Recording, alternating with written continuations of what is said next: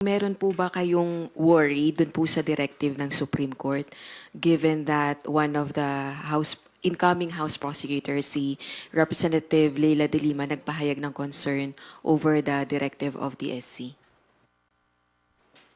Well, unang-una, ako po ay maliwanag naman po yung hinihingi ng Supreme Court. Ito po ay parte ng pagresolba sa issue po na ibinato po sa kanila. At ito po mga hinihingi naman po ay maiko-comply naman po namin sa House. Hindi lamang po ang House, pati po ang Senado ay hinihingi rin po ng compliance. At makakaasa po kayo na hindi ito makakaapekto sa kung ano man po ang nakabinbin na impeachment complaint dito.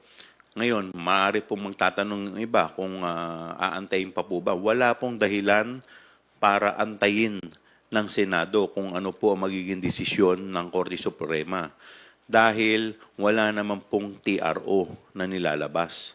So sa ngayon, dapat po mag-proceed pa rin po ang trial hanggat hindi po ito pinapahinto ng Korte Suprema.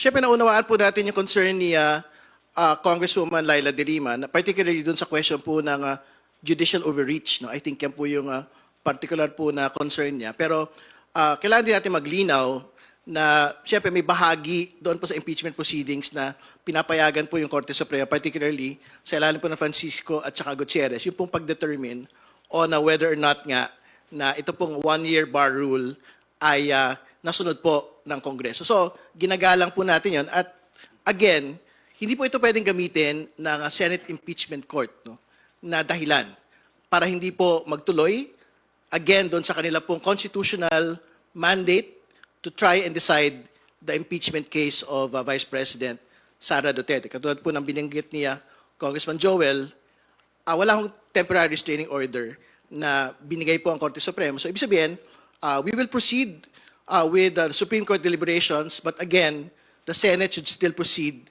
in the soonest time with the trial of Vice President Sara Duterte.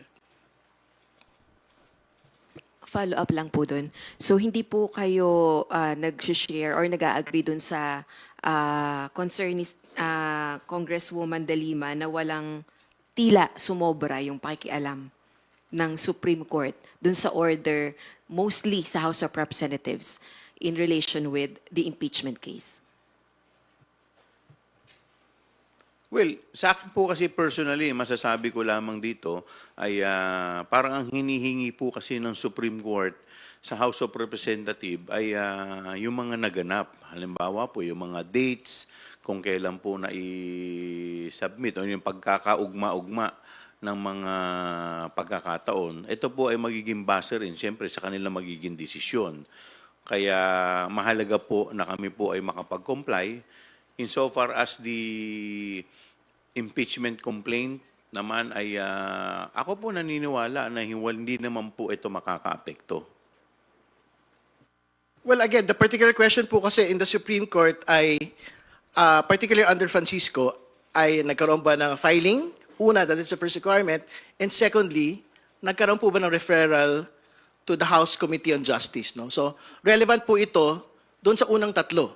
So basically, the question for the Supreme Court is, and of course, to the House is, may referral bang nangyari o wala? So basically, kung wala, the one-year ban rule does not arise. No?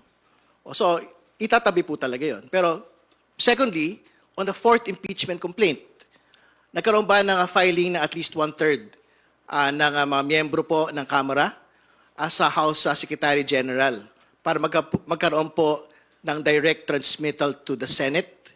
Nangyari po yun noong Pebrero.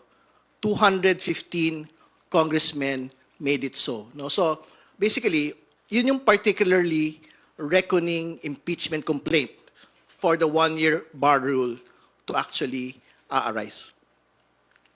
Last on my part na lang po. Kung kayo po, Kong, sa ang tatanungin, would you want the Supreme Court to act on the petitions filed against the impeachment case of Vice President Sara Duterte even before the trial begins? Gusto niyo po ba na umaksyon na yung Korte Suprema sa petitions filed against the Vice President impeachment case even before the trial begins?